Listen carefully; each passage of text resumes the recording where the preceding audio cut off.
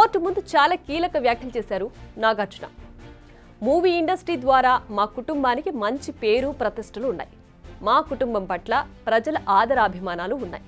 మా కుటుంబానికి జాతీయ స్థాయిలో అనేక అవార్డులు వచ్చాయి. సినిమా రంగంతో పాటు సామాజిక సేవా కార్యక్రమాలు సైతం చేస్తున్నాం.